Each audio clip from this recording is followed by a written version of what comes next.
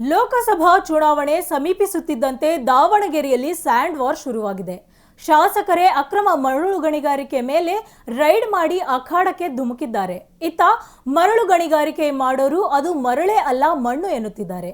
ಇದರ ಮಧ್ಯೆ ಅಕ್ರಮ ಮರಳು ಗಣಿಗಾರಿಕೆ ಮಾಡೋರು ಶಾಸಕರಿಗೆ ಧಮಕಿ ಹಾಕಿದ್ದಾರೆಂದು ಪ್ರಕರಣ ಠಾಣೆ ಮೆಟ್ಟಿಲೇರಿದೆ. ಈ ಕುರಿತು ವರದಿ ಇಲ್ಲಿದೆ.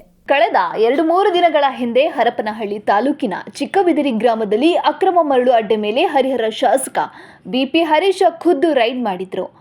ಎಬಿಎಂ ವಿಜಯ್ ಎಂಬುವವರು ಸಚಿವ ಎಸ್ ಮಲ್ಲಿಕಾರ್ಜುನ್ ಒಡೆತನದ ಜಮೀನಿನಲ್ಲಿ ಅಕ್ರಮವಾಗಿ ಮರಳು ಸಂಗ್ರಹಿಸಿಟ್ಟಿದ್ದು, ಈ ಬಗ್ಗೆ ಅಧಿಕಾರಿಗಳಿಗೆ ದೂರು ನೀಡಿದ್ರೂ ಯಾವುದೇ ಪ್ರಯೋಜನವಾಗಿಲ್ಲ ಎಂದು ಆರೋಪಿಸಿದ್ದರು.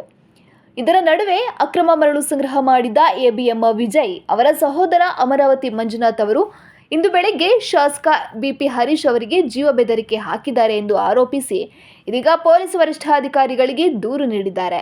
ಅಲ್ಲದೆ ರಕ್ಷಣೆ ನೀಡುವಂತೆ ಮನವಿ ಮಾಡಿದ್ದಾರಂತೆ. ಸರ್ಕಾರಿ ಜಮೀನಿನಿಂದ ಮಣ್ಣನ್ನು ತೆಗೆದು ಗ್ರಾವೆಲನ್ನು ತೆಗೆದು ಸಾವಿರಾರು ವರ್ಷಗಳಿಂದ ಇದ್ದಂಥ ಹಳ್ಳಗಳನ್ನು ಮುಚ್ಚಿದ್ದಾರೆ. ಇವತ್ತು ಬೆಂಗಳೂರಿನಲ್ಲಿ ರಾಜಕಾಲುವೆಯನ್ನು ಮುಚ್ಚಿ ಬೆಂಗಳೂರೇ ಭಾಳಷ್ಟು ಮಳೆ ಆದಂಥ ಸಂದರ್ಭದಲ್ಲಿ ಎಷ್ಟೊಂದು ಅನಾಹುತ ಆಗ್ತದೆ. ಅದೇ ರೀತಿ ಇವರು ಮುಚ್ಚಿರ್ತಕ್ಕಂಥ ಹಳ್ಳಗಳಿಂದ ದೊಡ್ಡ ಮಳೆ ಏನಾದರೂ ಮುಂದಿನ ದಿನದಲ್ಲಿ ಬಂದಿದ್ದೇ ಆದಲ್ಲಿ ಆ ಹಳ್ಳ ಮುಚ್ಚಿರ್ತಕ್ಕಂಥ ಪ್ರದೇಶದ ಹಿಂಭಾಗದ ಜಮೀನುಗಳೆಲ್ಲ ನೀರಾಗ್ತವೆ. ಇಲ್ಲಿ ಏನು ಸರ್ಕಾರ ಇಲ್ವಾ? ಸರ್ಕಾರಿ ಜಮೀನನ್ನು ರಕ್ಷಣೆ ಮಾಡಲಿಕ್ಕೆ ಅಧಿಕಾರಿಗಳಿಗೂ ಆಗಲ್ವಾ? ನಾನು 3 ತಿಂಗಳಿಂದನೂ ಹೇಳ್ತಾ ಇದ್ದೀನಿ, ಇಲ್ಲಿ ಮರಳು 500,000 ಲೋಡ್ ಇರುತ್ತಲ್ರಿ. ಮೈನಿಂಗ್ ಮಿನಿಸ್ಟ್ರು ಏರಿಯಾದಲ್ಲಿ 500,000 ಸ್ಟಾಕ್ ಮಾಡ್ತಾ ಇದ್ದರೆ ನೀವು ಕಣ್ಣು ಮುಚ್ಕೊಂಡಿದ್ದೀರಿ. ಒಬ್ಬ ಬಡವ ಆಶ್ರಯ ಮನೆ ಕಟ್ಟೋನು ಒಂದು ಟ್ರ್ಯಾಕ್ಟ್ರಿನೋ 2 ಟ್ರ್ಯಾಕ್ಟ್ರಿನೋ ಬಂದರೆ ಅದನ್ನು ಸೀಸ್ ಮಾಡ್ತೀರಿ, ಅವನಿಗೆ ಕೋರ್ಟ್ಗೆ ಅಲ್ದಾಡಿಸ್ತೀರಿ, ಪೊಲೀಸರಿಂದ ಪನಿಷ್ಮೆಂಟ್ ಕೊಡಿಸ್ತೀರಿ. ಇಲ್ಲಿ ಸಾವಿರಾರು ಲೋಡ್ ಮರಳನ್ನು ಒಬ್ಬ ಮೈನಿಂಗ್ ಸಚಿವನೇ ಮಾಡ್ತಾನಲ್ಲ. ನಾನು ಇದನ್ನು ರಾಜ್ಯದ ಮೈನಿಂಗ್ ಡೈರೆಕ್ಟ್ರ್ ಗಿರೀಶ್ ಅವರಿಗೆ ವಾಟ್ಸಪ್ ಮೂಲಕ ಕಳಿಸಿದ್ದೀನಿ.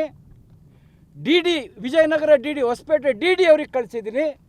ಅದೇ ರೀತಿ ಹರಪನಹಳ್ಳಿಗೆ ಸಂಬಂಧಪಟ್ಟಂಥ ಮೈನ್ಸ್ ಆ್ಯಂಡ್ ಜಿಯಾಲಜಿ ಅವ್ರಿಗೆ ತಿಳಿಸಿದ್ದೀನಿ, ಪೊಲೀಸರಿಗೆ ತಿಳಿಸಿದ್ದೀನಿ. ಯಾರೂ ಏನನ್ನೂ ಇಲ್ಲಿ ಗಮನಿಸ್ತಾ ಇಲ್ಲ.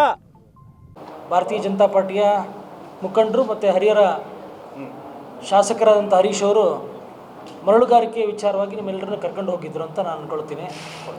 ಈ ವಿಷಯ ನಿಮ್ಮೆಲ್ಲರಿಗೂ ಗೊತ್ತಿದೆ. ಇದು ಒಂದು ಹಗಲು ದರೋಡೆಯ ವಿಷಯ. ಅಂದರೆ ಹಗಲೊತ್ತಲ್ಲೇ ಗಣಿಗಾರಿಕೆ ಹೆಸರಲ್ಲಿ ದರೋಡೆ ಮಾಡೋಂಥ ಒಂದು ವಿಷಯ. ಇದರಿಂದಾಗಿ ಸರ್ಕಾರಕ್ಕೆ ಸಾಕಷ್ಟು ನಷ್ಟ ಆಗುತ್ತೆ. ಹಾಗೆ ಸರ್ಕಾರಕ್ಕೆ ನಷ್ಟ ಆಗೋದು ಒಂದು ಕಡೆ ಆದರೆ, ಸಾಮಾನ್ಯ ಜನರಿಗೆ ಮನೆ ಕಟ್ಟಬೇಕು ಅನ್ನೋ ಒಂದು ಆಸೆ ಇಟ್ಕೊಂಡಿರೋಂಥವ್ರಿಗೆ ₹1 ಇರೋವಂಥ ಮರಳನ್ನು ₹3 ಮಾರಲಿಕ್ಕೆ ಒಂದು ದಾರಿ ಮಾಡಿಕೊಟ್ಟಂಗೆ ಆಗುತ್ತೆ. ಆಮೇಲೆ ಉಳ್ಳವರಿಗೆ ಮಾತ್ರ ಈ ಸಂಪತ್ತು ಅನ್ನೋ ಒಂದು ಧೋರಣೆ ಜನಸಾಮಾನ್ಯರಲ್ಲಿ ಮೂಡಲಿಕ್ಕೆ ಶುರುವಾಗುತ್ತೆ. ಈ ಕಾರಣಕ್ಕಾಗಿ ಅತ್ಯಂತ ಜವಾಬ್ದಾರಿಯುತವಾಗಿ ನಮ್ಮ ಶಾಸಕರು ಮಾಧ್ಯಮದ ಸ್ನೇಹಿತರನ್ನು ಕರ್ಕೊಂಡೋಗಿ ಸಾಕ್ಷಿ ಸಮೇತ ತೋರಿಸಿದ್ದಾರೆ ಒಂದು ಭಾಗ. ಅಷ್ಟನ್ನೇ ಮಾಡದೇ ಸಂಬಂಧಪಟ್ಟ ಸೂಕ್ತ ಅಧಿಕಾರಿಗಳಿಗೆ ಈ ವಿಷಯವನ್ನು ಮುಟ್ಟಿಸಿದ್ದಾರೆ. ಆದರೆ ಇವತ್ತು ಬೆಳಗ್ಗೆ ಆ್ಯಸ್ ಯೂಶ್ವಲ್ ಆಗಿ ನಮ್ಮ ಶಾಸಕರು ವಾಕಿಂಗ್ ಮುಗಿಸ್ಕೊಂಡು ಕಾಫಿ ಬಾರ್ ಹತ್ರ ಬರ್ತಾರೆ. ಅಲ್ಲಿಯೇ ಬಂದು ಈ ಅಕ್ರಮ ಗಣಿಗಾರಿಕೆ ಮಾಡುವಂಥ ವ್ಯಕ್ತಿಗಳು ಧಮಕಿ ಕೊಟ್ಟೋಗಿದ್ದಾರೆ. ಅಂದರೆ ಅವ್ರಿಗೆ ಹಲ್ಲೆ ಮಾಡೋ ಒಂದು ವಿಚಾರವನ್ನು ಪ್ರಸ್ತಾಪ ಮಾಡಿ, ನೀವು ಹೆಂಗೆ ಅಡ್ಡಾಡ್ತಿರೋ ಅನ್ನೋ ಒಂದು ವಿಷಯನ ಪ್ರಸ್ತಾಪ ಮಾಡಿದ್ದಾರೆ ಹರಿಹರದಲ್ಲಿ. ಹರಿಹರ ಶಾಸಕ ಬಿಪಿ ಹರೀಶ ವಿನಾಕಾರಣ ನನ್ನ ಮೇಲೆ ಅಕ್ರಮ ಮರಳುಗಾರಿಕೆ ಆರೋಪ ಮಾಡುವ ಮೂಲಕ ದ್ವೇಷದ ರಾಜಕೀಯ ಮಾಡುತ್ತಿದ್ದು, ನಾನು ಅಕ್ರಮವಾಗಿ ಯಾವುದೇ ಮರಳುಗಾರಿಕೆ ಮಾಡಿಲ್ಲ. ಇಲಾಖೆಯ ಪರವಾನಗಿ ಪಡೆದು ದುಡಿಮೆ ಮಾಡುತ್ತಿದ್ದೇನೆ. ಗಣಿ ಸಚಿವರು ಅಕ್ರಮ ಮರಳು ಸಂಗ್ರಹ ಮಾಡಿದ್ದಾರೆ ಎಂದು ಶಾಸಕರು ಆರೋಪ ಮಾಡಿದ್ದು, ಶಾಸಕರು ಭೇಟಿ ನೀಡಿದ ಸ್ಥಳದಲ್ಲಿ ಇದ್ದುದು ಮರಳಲ್ಲ, ಅದು ಮಣ್ಣು. ಬಿಪಿ ಹರೀಶ್ ಯಾವುದೇ ದಾಖಲೆ ಇಲ್ಲದೆ ಗಾಳಿಯಲ್ಲಿ ಗುಂಡು ಹಾರಿಸಿ ಆರೋಪ ಮಾಡಿರುವುದು ಸರಿಯಿಲ್ಲ ಎಂದು ಹೇಳಿದರು. ವಿತ್ ಡಾಕ್ಯುಮೆಂಟ್ ಪರ್ಮಿಷನ್ ಲೆಟರ್ ಇದೆ. ಇಲ್ಲಿ ತಮಗೆಲ್ಲ ಮಾಧ್ಯಮ ಸ್ನೇಹಿತರಿಗೆ ನಿಮಗೆ ಕೊಟ್ಟಿದ್ದೀನಿ. ಆ ಪರ್ಮಿಷನ್ ಲೆಟ್ರು ಮೈನರ್ ಇರಿಗೇಷನಿಗೆ ಬರ್ತತೆ ಅಂದು ಅಲ್ಲಿ ಮಾಡಿರ್ತಕ್ಕಂಥದ್ದು. ಹೊಳೆಯಲ್ಲಿ ಸಾಕಷ್ಟು ಮರಳಿದೆ, ಮರಳಿಲ್ಲದ ಜಾಗ ಅಲ್ಲ. ಆದರೆ ನಮಗೆ ಬೇಕಾಗಿದ್ದು ನೀರಿನ ಅರಿವಿಗೆ ಏನು ಬೇಕಾಗ್ತಲ್ಲ ಅದನ್ನು ಮಾಡಿದ್ದೀವಿ.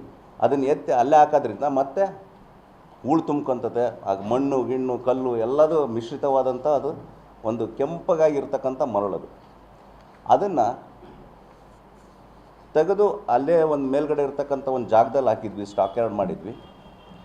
ಅದನ್ನು ಸರ್ಕಾರದವರು ಅಳತೆ ಮಾಡಿದ್ದಾರೆ, ಒಂದು ಸರ್ವೆ ಮಾಡಿದ್ದಾರೆ, ಒಂದು ಪಂಚನಾಮನೂ ಮಾಡಿದ್ದಾರೆ. ಪಂಚನಾಮದ ಕಾಪಿನೂ ನಿಮಗೆ ಕೊಟ್ಟಿದ್ದೀನಿ. ಅದು ಅಧಿಕೃತವಾದಂಥ ಒಂದು ಕೆಲಸನ ಸರ್ಕಾರ ನಡೆಸ್ತದೆ. ಅದನ್ನು ಬಿಟ್ಟು ಸುಮ್ಮನೆ ಸಚಿವರ ಮೇಲೆ ಈ ರೀತಿಯಾದ ಒಂದು ಕೆಟ್ಟ ಅಪವಾದನ ಎಲೆಕ್ಷನ್ ಗಿಮಿಕ್ಕಿಗೋಸ್ಕರ ಮಾಡ್ತಕ್ಕಂಥದ್ದು ತಪ್ಪು. ಆಮೇಲೆ ಎಸ್ ಮಲ್ಲಿಕಾರ್ಜುನ್ ಅವರು, ಶಾಸಕರಾದ BP ಹರೀಶ್ ಅವರು ಏಕವಚನದಲ್ಲಿ ಮಾತನಾಡಿರೋದು ಪ್ರವೃತ್ತಿಗೆ ಕೈ ಬಿಡಬೇಕು. ಶಾಸಕರು ಅಲ್ಲಿ ಇರುವುದು ಮರಳು ಮಣ್ಣು ಅಂತ ಪರೀಕ್ಷೆ ಮಾಡಿಸ್ಲಿ, ಅವರು ಅಲ್ಲಿ ಅಕ್ರಮವಾಗಿದೆ ಅನ್ನೋ ದಾಖಲಾತಿ ಮಾಧ್ಯಮದವರ ಮುಂದೆ ಪ್ರದರ್ಶಿಸಲಿ. ಅದನ್ನು ಬಿಟ್ಟು ರಾಜಕೀಯವಾಗಿ ಬೇಳೆ ಬಯಸ್ಕೊಳ್ಳೋ ವಿನಾಕಾರಣ ಆರೋಪ ಮಾಡೋ ಪ್ರವೃತ್ತಿ ಕೈ ಬಿಡಬೇಕೆಂದು ಅವ್ರಿಗೊಂದು ಸ್ವಲ್ಪ ಕನಿಷ್ಠ ಜ್ಞಾನನಾರು ಇರಬೇಕು. ಅವರೊಂದು ಸಚಿವರದಾರೆ, ಒಂದು ಉನ್ನತ ಒಂದು ಜನಪ್ರತಿನಿಧಿಯಾಗಿ ಒಂದು ಸರ್ಕಾರದ ಒಂದು ಮಿನಿಸ್ಟರ್ ಆಗಿದ್ದಾರೆ. ಅವ್ರ ಬಗ್ಗೆ ಒಂದು ಏಕವಚನದಲ್ಲಿ ಮಲ್ಲಿಕಾರ್ಜುನ್ ಅಂತಂದು ಮಾತಾಡತಕ್ಕಂಥದ್ದು ಇದು ಶೋಭೆ ತರಲ್ಲ. ಶಾಸಕರಾದವರು ತುಂಬ ವಿವೇಚನೆ ಹಿಡ್ಕೊಂಡು ಮಾತಾಡಬೇಕು. ಅವ್ರ ಘನತೆಗೆ ಗೌರವ ಕೊಟ್ಟು ಮಾತಾಡ್ತಕ್ಕಂಥ ಒಂದು ಭಾಷೆಗಳನ್ನು ಉಪಯೋಗಿಸಲಿ ಅಂತ ತಮ್ಮ ಮೂಲಕ ಕೇಳ್ಕೊತೀನಿ. ಒಟ್ಟಿನಲ್ಲಿ ಲೋಕಸಭಾ ಚುನಾವಣೆ ಸಮೀಪಿಸುತ್ತಿದ್ದಂತೆ ಸ್ಯಾಂಡ್ ವಾರ್ ಜೋರಾಗಿದ್ದು ಮುಂದೆ ಇದು ಯಾವ ಹಂತಕ್ಕೆ ತಲುಪುತ್ತದೆ ಎಂಬುದನ್ನು ಕಾದು ನೋಡಬೇಕಿದೆ.